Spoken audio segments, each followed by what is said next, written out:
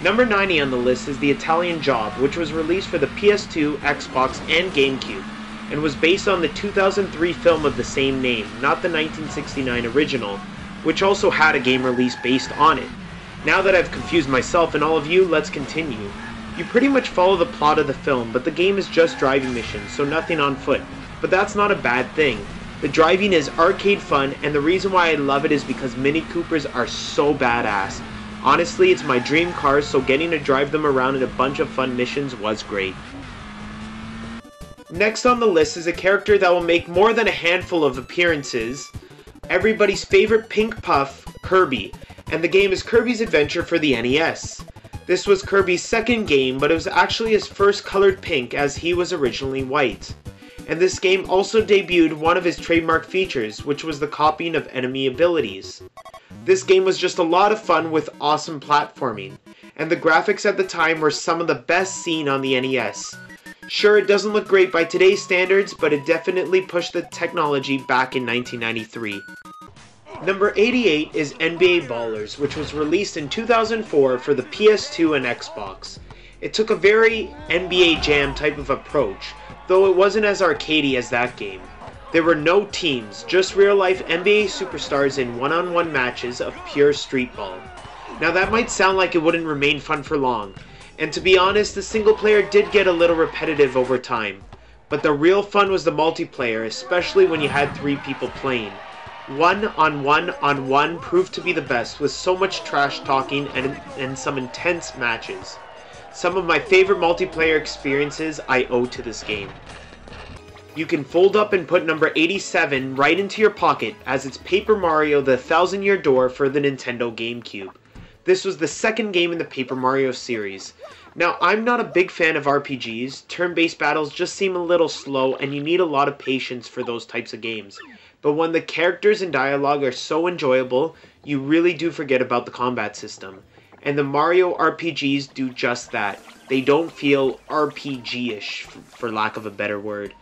This game would have finished higher if it weren't for the frustrating boss at the end of the game. That boss was either extremely difficult, or I'm just a noob. What's this? Back-to-back Mario RPGs? That's right. Number 86 is Super Mario RPG Legend of the Seven Stars for the SNES. This was the first RPG in the Mario universe, but I actually only got to play it recently on the Wii's Virtual Console a couple years ago. One thing that stands out at me to this day is the amazing graphics of this game.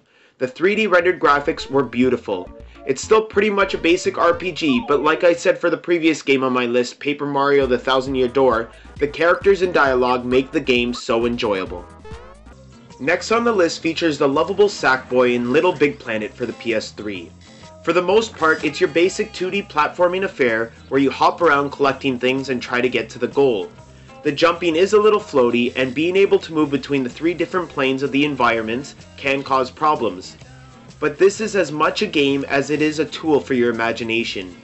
Being able to build your own levels means that there is an infinite amount of replayability here. I have played some awesome levels that people have created that pay respect to other games, movies, and television. I heard the sequel fine-tune the creation aspect even more, but until I get to playing that, the sheer amount of creativity here warrants a spot on my list.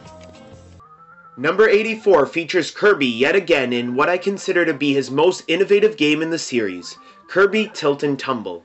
What was unique about this Game Boy Color game is that you actually had to tilt the handheld to make Kirby move, as the cartridge had a motion sensor, which is kind of funny as it would be the similar technology that would be used many years later for the Nintendo Wii.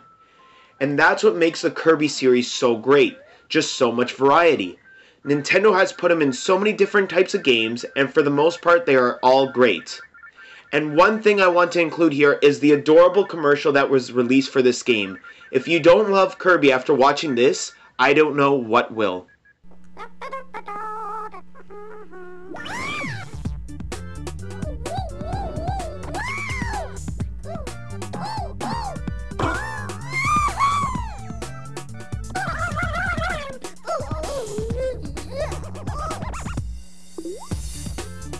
Introducing new tilt response technology.